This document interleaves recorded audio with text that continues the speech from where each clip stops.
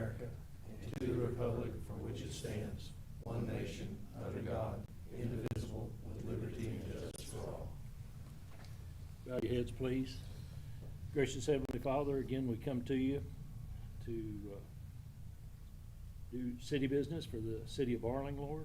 We ask you to give us counsel and wisdom as we go through the minutes and the other issues that come before us. Again, help us to glorify all that you do and say. Lord, we thank you for this great nation that we live in. Please help us in our upcoming elections. In Jesus' name, amen. Amen. Welcome, everybody. Let's do a roll call. Aaron Rowe. Here. John Manus. Here. James Davis. Here. Savannah Robinson. Ken Cauley. Here. Bill Young. Here. Ron Sharon. Yes. Here. Alrighty, we have a quorum. Has everybody been able to look over the minutes of the August 27th meeting? If so, and there's no questions, we'd like a motion to approve those minutes as written. Make a motion we approve them as printed. Second.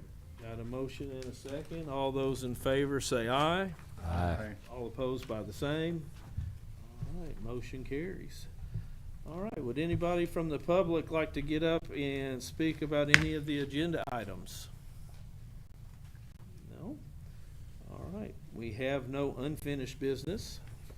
So moving right along to new business, discussion of purchase of land and easement for the east side of water tower for the city of Barling. I've brought this up, and Steve brought this up a couple times with the FCRA about a water tower that was on their master plan for the city of Barling, just east of Highway 59. And the FCRA at one time acted as if they had no idea about this. And this all started, what was it, back in 2010? Is that right? But on the master plan, it showed that a water tower and then where the, just above where the shopping mall was supposed to go in, that's where the water tower is supposed to be on the highest point, which would be the same elevation as our current water tower, so we wouldn't have to have any controls or anything. Well, I pushed it. If the executive director of FCRA didn't really want to talk about it a couple times, but finally I pushed it to the point where he wants to talk about it. Steve and I received an email today from Daniel Mann about Mickle Griffin doing survey work and some other stuff about that water tower. So I don't know how, but they've got to sign the contract to do all that. So I don't know where we're at on that, but I wanted to discuss it with the board in case they were getting ready to do something different about purchasing an easement, which I really don't want to purchase. In my opinion, I don't want to purchase anything. If we can do something that we can get the land for that water tower in an easement by eminent domain or something, so we don't have to put any money into, because it's our land, we shouldn't have to really pay for it. That's my honest opinion on that. Well, my question was, if it was part of the master plan to start with, then why is there even a conversation about it? We need a water tower put here. It's part of the master plan, the water tower. Exactly. And my understanding of FCRA was they were supposed to be developing infrastructure to be able to sell the land over on that side, and nothing's ever been talked about it until I brought it up and Steve brought it up. And I think if they wanted to sell the land and actually wanted to develop it, they would actually put the water tower in and, you know, help the city of Barling. But it looks like, I just have the feeling from FCRA, they don't want to give any money away. They just want to keep staying in business until they run out of the money and just keep going until infinity. Is part of this master plan to where the FCRA pays for this water tower? Or is this just a land that they have to set aside and we have to build the tower? Land was set aside for us to build it originally. Yeah. It was on if you go up 59 highway, as you go up that long hill up there, if you look off to the right, through the vegetation, there was a spot on the east side of what they all used to call the old Browns Lake Road. And it's the highest point up there. And what was to do was to interlock that. That's the reason we have the 3 pumps down here at the pump station, to interlock that when they built the mall. And at some time whenever, and nobody knew when, they would build the connecting water line to Lake Fort Smith and beyond. You'd tie and you'd have a complete loop and a complete feed around. You'd have feed for that area. And then at one time, they was thought about that they were going to build an industry that was on the east side of that interstate. And it was laid out to where you could get under the interstate and provide water to, to that source as well. That's how it got, and at some time in the past, after the original plan, and I've got the drawing in there with, and the color code and all that, this tower and the water line vanished. It just zinged off, but it was there, and I've got the copy of it in there. So next step is what? Next step is, I guess we'll have, since we got that letter from Daniel Mann, since, he's got Mickle Griffin looking at it, I guess we're gonna have to talk with them and find out, what they intend to do, since it was supposed to be set aside for us, and we'll have to go from there, so.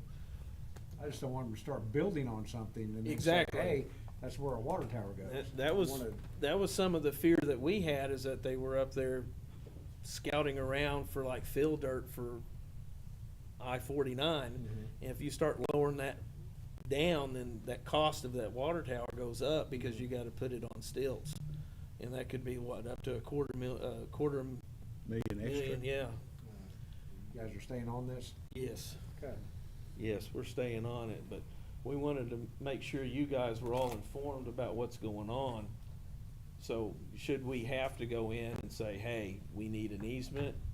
I've already asked them for an easement, and they've ignored it. I mean, I asked that, what was that, a couple months back, and it was ignored for an easement. In fact, they didn't even put it on the agenda the last time, and I had to argue with them to actually, whenever a beneficiary comes to you guys and asks for something to be put on the agenda, I expect it to be put on an agenda, because they are supposed to be watching out for the beneficiaries, and it's clear that they're not. They're just, I mean, I don't know what's going on with them. I'd really like for them to actually show that they're doing the infrastructure, wanting to sell the land, instead of trying to raise the price of the land so they can sell it, and then actually have something built there. But I honestly don't know what's going on with them. I mean, I've been to the meetings, and I don't think everything's being talked about from their executive director to their board members about what's really going on. I think there's some stuff that's being left out, either intentionally or not. Something's being left out from his information. Steve does a great job giving all of us here information. I just wish their executive director would do the same thing with all the information that they should be told. How do we change that? You think we ought to have Matt write him a letter? Just say that we've shown this on the original master plan. He knows it's there now. Yeah. In fact, when I called Mickle Griffin to make sure that, I went to the point of, I actually called Mickle Griffin to make sure that he talked to them, because he just said he talked to them, and he did. But it wasn't till that week where something actually got done, because they went back to Daniel and said, hey, the mayor's asking about something. That's when the dominoes started to fall, when I made the phone call. Okay. So I'm keeping on them, Okay. because I think infrastructure is key if we're gonna develop around here. Yep.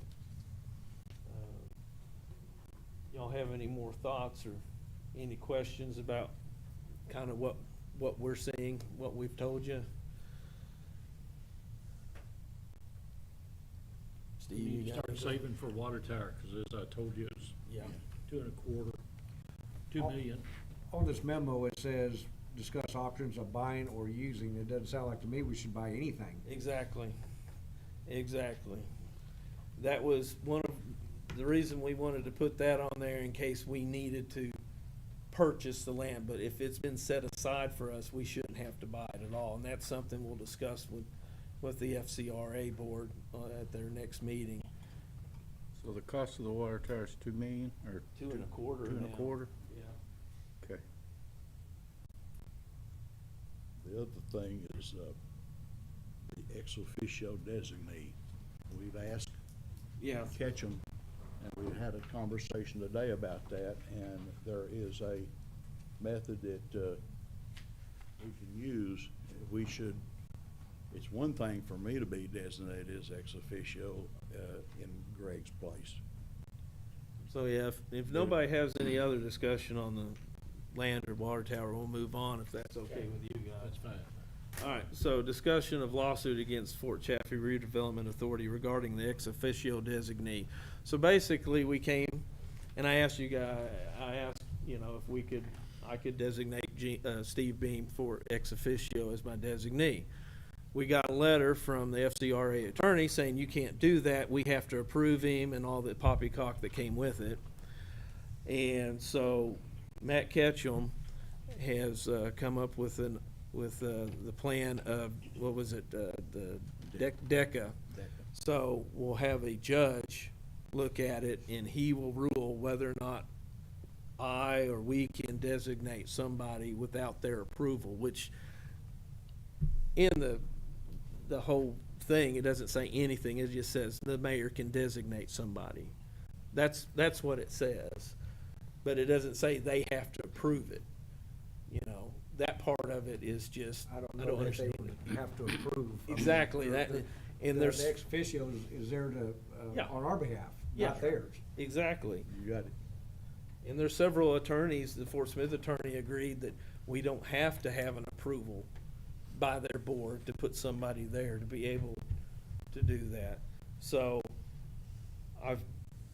we talked about it, and we thought it was the best thing to go ahead and ask Matt to get the DECA going so that we can get this ruled out, because I know that that's what's holding up, I think, Greenwood, Fort Smith, and them for designating their folks that they want to put there in their place when they're not able to attend. And so we're just going to be the spearhead to this thing, and let's get it going, because I don't understand. Do we know who the judge is that he's taken this before? No, As soon as you find out, if you'd let the board know, I'd appreciate it. absolutely. Has anybody got any questions about the designee and all that you guys, because we were all in agreement it was going to be Steve Beam. I think we made a motion and a second. Yeah, Voted motion in and a favor of vote. that. Yeah. So, but that's where we're at on the Fort Chaffee redevelopment. We're gonna keep after them. We're gonna keep them honest. We're gonna make sure that by them not putting it on the agenda the last time kind of made me mad, because when someone asks to put something on the agenda, put it on the agenda. Just talk about it. To me, that just shows the disregard that they have for the beneficiaries altogether. And to do that, then why are they even there? They need to be closed down. They need to be shut down. And This isn't gonna happen anywhere Yeah. except in Little Rock. That's the only way that any of this is gonna get fixed. I got a feeling you're right. I think you're right. It's gonna have to go down to the state and try to figure out some way of shutting it down. But other than that, that's all I have on all that, so. Any other questions or comments? No? Let's do a financial report. Yay!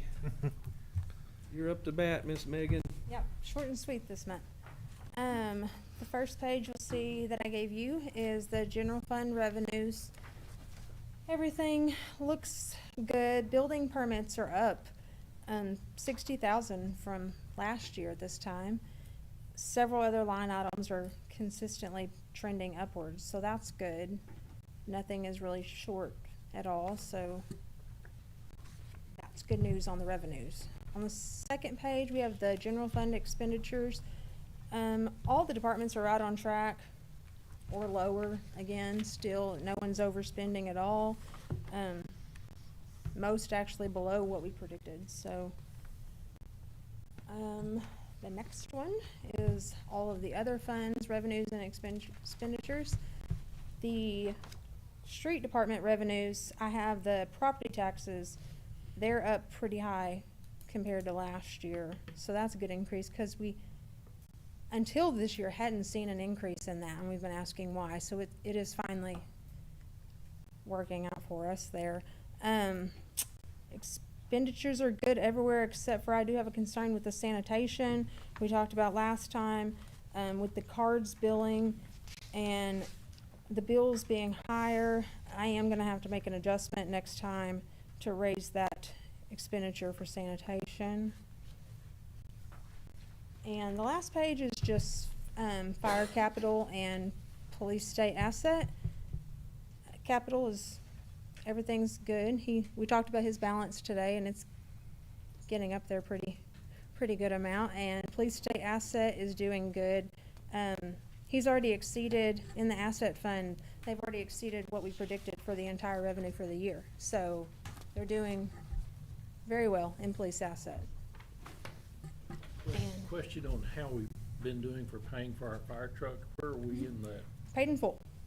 Paid in full? Yes. So now we're building for the next one? Yep, for the next fire truck or fire station or whatever the next plan is, so. Okay. Tommy was saying that we need to consider when we need to order our next one, because they're 3 years out right now. Yeah. We'll need Yeah. it before 3 years.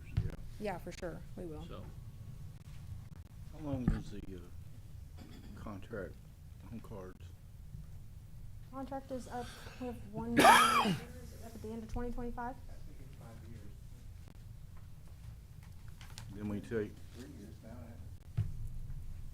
So I don't know if it's up at the end of 2025 or 2026. They raised it twice, so I think this is June of next year before, I think.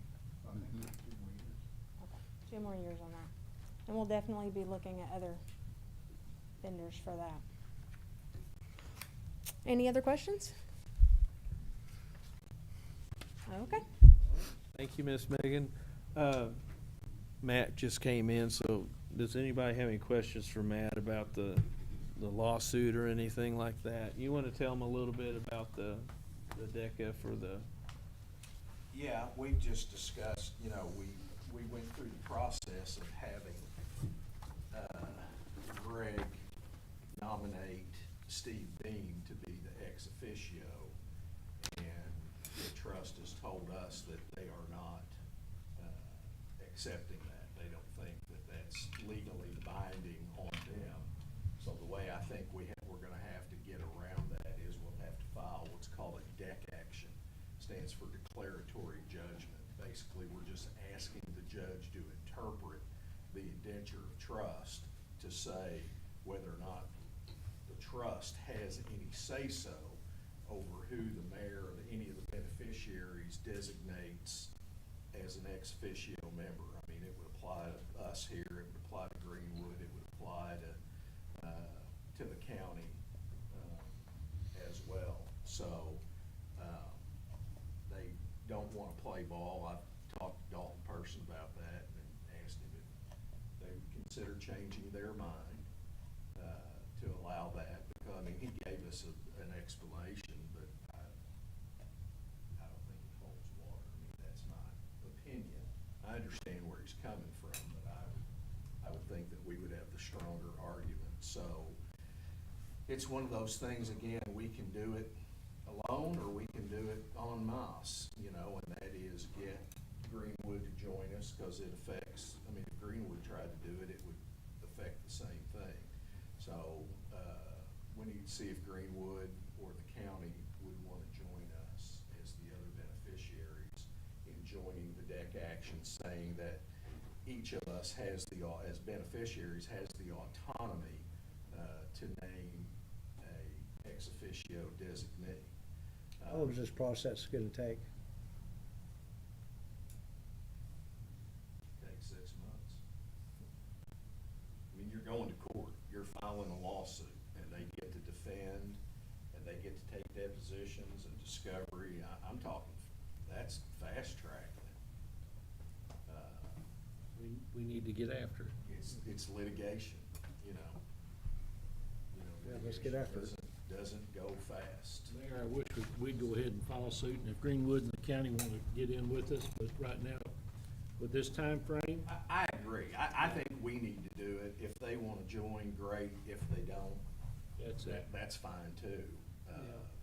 I would like to hope they would all want to join again, because it affects them too. You know, I don't know what the trust would do if we tried to name anybody other than who we've named. I think it's personal. That's my Sure it is. That's my opinion. It's not that we designated somebody. They don't like whom we have designated. So, you know, I don't know what would happen if the county tried it, or if Greenwood tried it, or if Fort Smith tried it. But just from what I know of the situation and the meetings I've seen and all that, I think it's just personal. Did they give us a reason on why they said no? Did they? Yes, because they read in the indenture that they have the authority to basically give a Roman vote, you know, on whether or not they approve the designee. But there's nothing in the indenture of trust that says that. It says flat out, the mayor or his designee. It doesn't say that's why I think we have a stronger argument.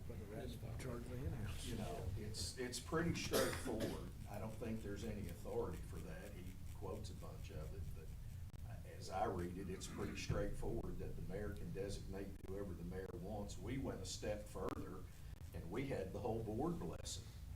So it's not like, you know, Greg acted, you know, on his own and just said, well, I'm gonna appoint Steve Beam. I mean, he brought it up, said, hey, I think Steve would be good for us. He knows more about this than any of us. And of course, they're embroiled in litigation. You know, the trust is with Steve. So you know, my personal opinion is, I mean, their opinion may differ, but I think it's entirely personal. I Is think this something we need to vote on as a board to proceed with this?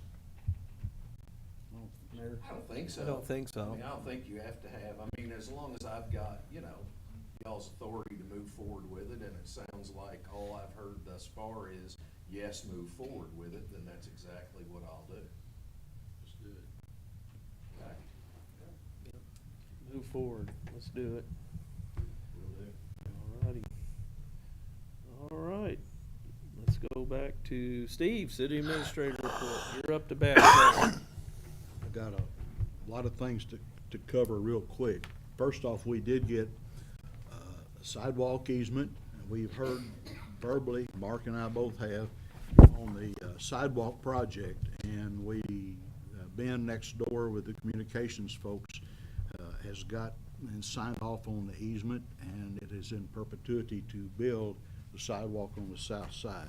The next thing that I went last night to the consent decree hearing downtown, and I will tell you that they have several schemes worked out, but none of them are through.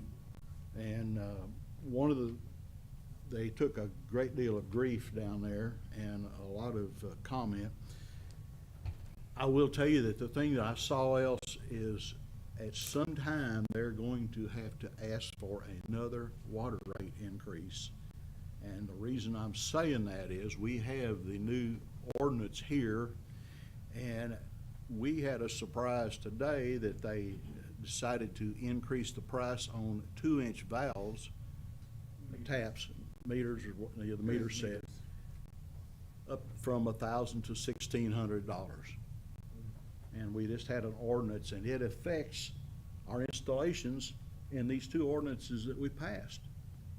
So we're gonna have to come back, heads up, and we'll have to put the price increase in there. It's just real simple. We can't put it in for $1,000 when it costs us $1,600. Doesn't work like that. You're out of business real quick. The next thing that I wanted to talk to you about, besides the consent decree, Fort Smith's comment is their negotiations are mostly one way. No matter how much they go or present anything, EPA says, it's like negotiating with a stone wall, okay? And one of the great problems we have, and we recognize it is a turnover in personnel. And this is because of finding people that have been in construction or in building or in actual scientific practice to go to work for them. The lack of institutional knowledge is interfering with construction because there's people that don't have the skills anymore and you can't train them fast enough to keep up with it. And that affects what we do here and the work we do here at what we've experienced. The next thing is the material cost, and the perfect example is this price jump from $1,000 to $1,600 just instantaneously. They tried to explain to people about the sewer repairs, and it affects us indirectly because we have people in the Chaffee area that actually use our sewer system. And one of the things is to go to repair it. When you build stuff and you repair it, you got to have folks to do the job, and you don't have enough around here with all the work that's going on. There's just not enough people. That knowing the material prices is something that we'll have to face in ordinances coming up, and it'll affect new construction into the future. And we know whether we luckily got a lot of our water line work done with the money that they gave, the ARPA money that came down. We spent it on water lines and utilities, and that helps. The next thing I wanted to cover with you is the most important, and I have to brief all of you, and that is the Legislative Joint Audit Committee's report. We talked about it earlier from the preliminary. The official thing that is here, and we can get you copies of it, and it is the letter of compliance, and it says, most important, during our evaluation, nothing came to our attention that should warrant disclosure in this report. This is the second clean one we've had, and we want to keep it up. The things that you do here, and people in town probably don't realize it, but everything that we do, if you do the documentation right, and you're clear about what's expected and where you're going, and they can look at all the purchasing, and they look at all the bills that are paid, whether you as a customer or you as a member of the board, the clean audit means that you don't have to go down and face some kind of questions that they dream up that nobody knows. And for you guys and gals that are here, that's the most important thing, is the job you do and the documentation you have and the furnishing. And if you don't believe how hard it is, you try pitching with 2 infields for 2 months, because every time you move, there's somebody there. You don't know which home team you're playing for. Right now, Sebastian County has got one going, as does Crawford County, and our inspectors, our building inspectors, I saw them at noon today, and they're right in home with the Crawford inspections. I would recommend that when Megan has the copy and prints this for you, that you all get a good look at it. People don't know and don't really understand, in a lot of cases, how the money transfers and how it transposes. And that brought up the next thing that I wanted to bring up. General fund money is for police, fire, parks, and admin. If you have a surplus of general fund money, which is tax money, and you collect a tax, and it's used by your tax in your town, the money can only be used for the purpose in the wording of that tax. And Fort Smith was asking the question about, could they change and use general fund money on the sewer problem? The answer is yes, but you got to do it the right way. When we proportion and we see a bill, and there are 2 bills that are coming out right now for the taxes, when we put them out, they're a continuation. They're not new taxes, okay? They're a continuation of what we got. The pennies per pavement is the 1 cent that Bruce Farrar walked every mile in this town, and that's what lets us fix the streets, the drainage, the sidewalks, bridges if you had any, but that's what it's for. That's that penny. You can't use it for anything else. It's quarantine. The fire department tax is for the fire department, which was started back in like 2003 when we didn't have all volunteers. I will tell you right now, if you haven't read, you need to go read in the Municipal League magazine about the OSHA deal coming down about staffing of fire departments. And volunteer fire departments will perish like a passenger pigeon if they have to go through with this. There's no exceptions. It's dealing with OSHA and the staffing of fire and the training of fire, and you might as well gather up and see. And every town that doesn't have, and there's only us and Fort Smith that have a real paid fire department. The others have a paid chief, and they have volunteers, or they have volunteers that respond and pay. And this training that's coming down, and this manpower, and the standby crews, and the vehicles is gonna eat their lunch, and we need to be ready and understand it's coming. It's not an option. It has nothing to do with, hey, it feels good, let's go do it. And so when you step into that thing, you have to know what you're headed for. The next thing that I wanted to cover with you, you heard the story about the interstate down here. They had a plan that was going to wipe out our access going to the lagoons. And we had a meeting in here in this room, and the highway department understands that there's 7 folks that have to have access through that road, that's to have the old concrete road to go down to the lagoons.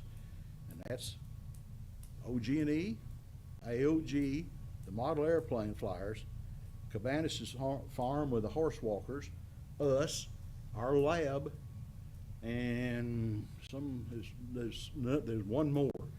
And all of us have to have access. And they were going to close that road off, and we got the barricades lifted. And so the conversation came up about what they could do. And I'm telling you what, they're getting ready to go to bid, and it's advertised on I don't know what day RDOT's going to have it appear. But what's coming out, and you need to pay attention, is they're wanting to go to bid on the interstate from 22 Highway to Gun Club Road in September or October. And they wanted us to sign on a resolution. And so I told them, I said, I didn't look forward to signing a resolution, and you did either, about the light fixtures, and how about checking out solar light fixtures? They got solar lights on the roadsides all over this world, and that'd save you a whole lot. And then I asked the question too about light poles. Light poles get hit all the time on the interstate ramp, and you see them laying out in the infield. You can't go down to Lowe's and pick up a light pole. It doesn't work like that. They don't stock them in the backyard. So we've had that discussion about their checking out what the solar power. And then I got they agreed to open the road back up. And Chad Adams, who was the engineer up here, pointed out that it's in the drawings that they're to open the road up. Somebody had the weird idea that it was going to be at the last of the job, and I'm going, you can't cut the road in two. We got to have the road to get down there. So you need to plan on fixing it at the first of the job, and it's in there right away. There's 15 light fixtures out there that are in this play. I've got the drawings here. Crawford County signed up for it. The cost is $384 a year in electrical right now. My question is, if we go ahead and sign it, I got the road opened as a quid pro quo in this thing. Before we do this, you got to understand that you may have to have a contract for those lights. I found out that Fort Smith is paying for the lights. Then the off-ramps. Well, we got off-ramps all over the state that don't have any lights on them. So my question is, to wait until we hear from the solar deal I can handle the solar light fixtures. That makes sense. Yeah. But I'm not too sure about the other lights. And you guys and gals it's your play. But that's part of it. And this is a case where they did send me a message back today, and I pointed out to them about Chaffee having gas wells that nobody knew about that were caved in years ago in the days of low pressure, the old shallow wells, and coal mining, that there was coal mine waste that we found out there. Environmental guys sent me a deal back, and they sent me a map of all these things. Okay. There's a few places that's inside the in-state right-of-way. And then what Greg said about the borrow pit business, we know the people that did the borrow pit on H Street. And we found a ground burst simulator with a quarter stick of dynamite in it in ground that was supposed to be certified. I got two contractors right here that have found other objects out there in their construction on areas that have been safe and supposedly clean. So when you get thinking about some of this area out there, you need to be careful. And then the last thing that I have to bore you with is the slab for the new pavilion has been placed. And the guys as soon as they get the anchors drilled in, we'll start putting the new pavilion in. It's here. And that's it. That's it? Anybody got any questions for Steve? No? All right, does anybody have any announcements or anything they'd like to say? Have we decided what we're doing for cruise night this year? I have that. If y'all are wanting us to proceed with fall cruise night, I was thinking October 4th, which is a Friday night. I don't know what y'all think about it. If not, October 5th, but to see what you all think about it.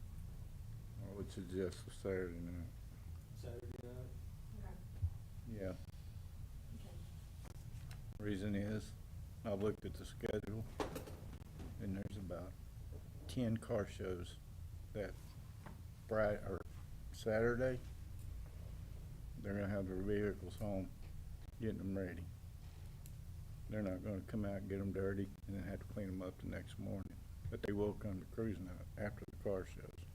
On that weekend, is that what you said? Yes, ma'am. On Saturday, on Saturday night, you're saying that, Chief?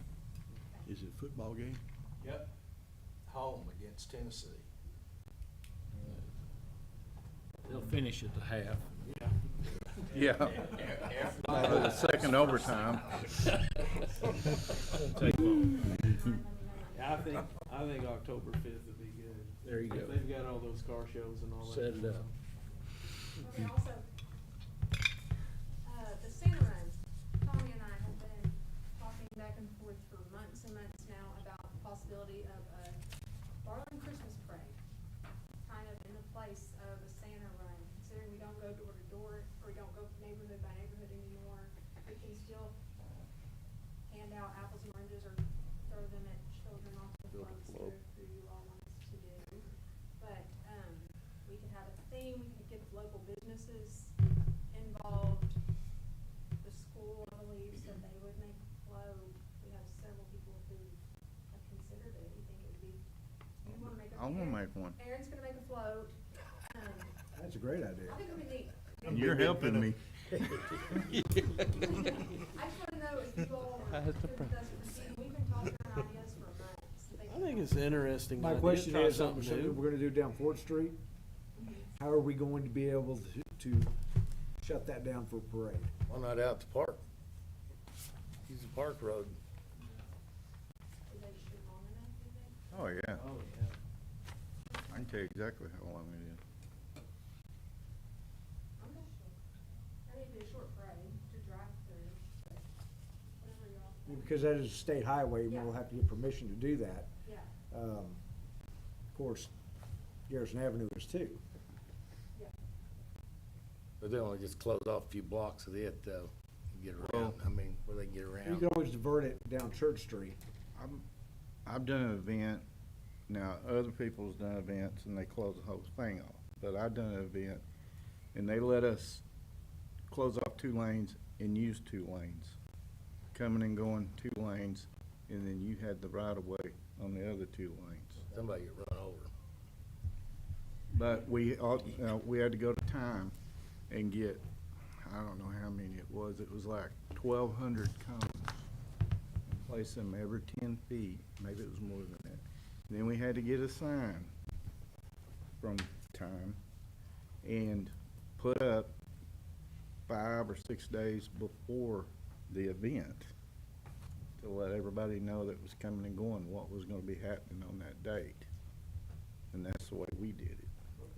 If you are on board, we have plenty of time, we'll get with the highway department and see what their requirements are and what they think, and I think it'd be easy between, Church Street and H Street, because you'd be able to divert everything around. Yeah, just send down Church Street down to, H- Zero and down to Mazar. Yeah, Or Strozier, or whatever. yeah. Would y'all like to try that? Just try something new? Yeah. Now, you talking about on H Street or Port Street? I think Fourth Street. Yeah. I, got a contact at Time, and y'all probably do too, but I can probably get those signs and cones for donated. It just takes a whole crew to pick them up. Let's give it a God. try. All righty. Any other announcements? Yeah. How about we do public input, non-agenda items? Anyone? I'd just like to say one. Go ahead and step up to the mic there. Since Matt's here now, this body might better consider what you were talking about that property over there, and ask for a moratorium on property sales until this is resolved. Because that borrow is an active issue right now over there, and it will impact the citizens of Barling. That water main is coming right now. If you have that identified, just that tap on that big line is probably $100,000. Just that tap. That could be left for you in place if that tower was identified. But I think that get it on the record that it, to the FCRA board members, not the director. I think that it ought to be directed to the board members to consider putting a moratorium on that until this is resolved. Because once that borrow is identified to RDOT and the contractors, it won't go back. There's a big borrow issue that's been ongoing out there, and it's just being resolved right now on Mazard from years ago on that piece down there. So, Yeah. just putting it out there that you might consider that, because it's a big dollar item when that's impacted. All right, so who's gonna be in charge of making sure that happens? Would that be us? Yeah, have to be us, yeah. Have to notify them, Is that something that Matt needs to do, or? both sides. Us, coming from us, going through him. Yep. Okay. Matt's got some paperwork to file now. Nothing to read today, though. Nothing to read on ordinances like the last time. Anybody else from the public like to talk about anything, non-agenda or anything they'd like to talk about? Yes, sir. Yes. Come on up to the. Step to the mic. Step up to the mic, state your name. I'm Father Joseph Chan, and I moved to Barling in 2019. I'm the chaplain for Saint Scholastica, for Mercy Cross Assisted Living Facility. I'm the pastor for Hartford, St. Leo, and the Knights of Columbus 996 of the River Valley.